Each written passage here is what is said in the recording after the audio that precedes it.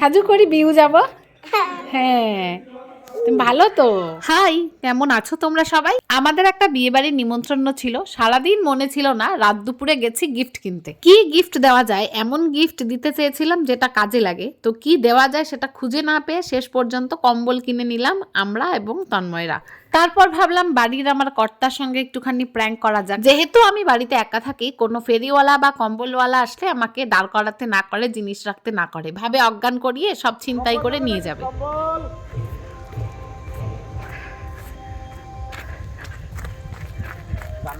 জোরে দে, জোরে হুঙ্কার দে, হুঙ্কার দে জোরে।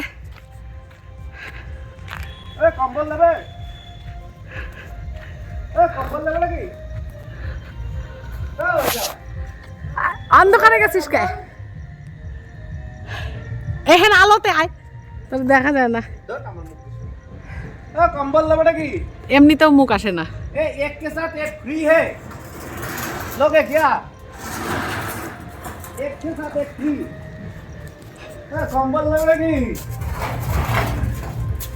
एक के साथ एक फ्री है, एक तो लास्ट बचा दे देंगे सब।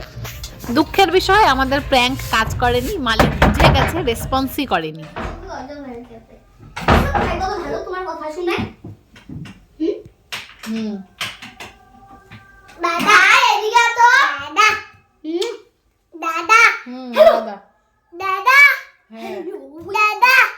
এইদিকে বিয়ে বাড়িতে যাব বলে রেডি হচ্ছি। একজনকে রেডি করিয়ে দিয়েছি, আরেকজন এদিক ওদিক ঘুরছে, তাও জামা প্যান্ট পরছে না।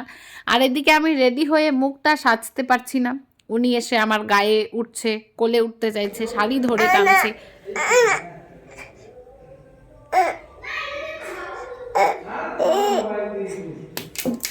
দাও দাও দাও, এটা দাও আমাকে, দাও আমি আঁচু করি, দাও।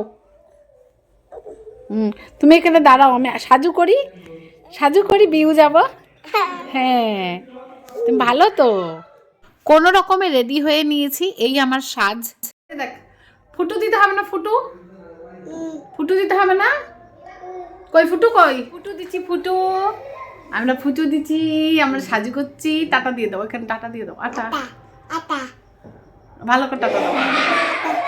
প্রতিদিনই যে কোনো জায়গায় যাওয়ার সময় গেটের সামনে 1.5 ঘন্টা দাঁড় করিয়ে রাখে তার জেড সিকিউরিটি তালা মারার জন্য। মানে কি বলি আর, এত সময় লাগে। গেটে তালা মারতে সময় লাগে না, দরজার তলায় গেটিস দেয় যদি চিকা ঢোকে, ব্যাং ঢোকে, সেই জন্য। বিয়ে বাড়ি এসে পৌঁছেছি, কনের সঙ্গে দেখাই করতে পারছি না, এত ভিড় ছিল। যাই হোক, কোনোভাবে গিফটটা দিয়েছি।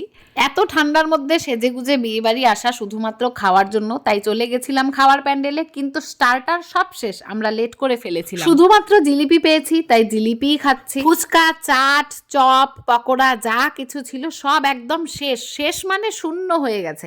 আর এদিকে খাওয়ার প্যান্ডেলে তো 1000 লোকের লাইন। 2 ভাগে প্রচুর লোকের আয়োজন করেছে একই সাথে, কিন্তু তারপরেও আর কুলাচ্ছে না। এদিকে আমি শুধু খাচ্ছি আর খাচ্ছি। আমার এই সরু চেহারার পেছনে রহস্য শুধু খাই আর খাই। আমি সারাদিনে যা পাই তা খাই, মাগনা পেলে তো আরো বেশি ভালো করে খাই। 1.5 ঘন্টা বৈশা থেকে আমরা খাইলাম। এখন বাজে রাত্রি 12টা। আমরা খাওয়া দাওয়ার অভিযান শেষ করে বাড়ি যাই। ওই যে আমাদের ড্রাইভার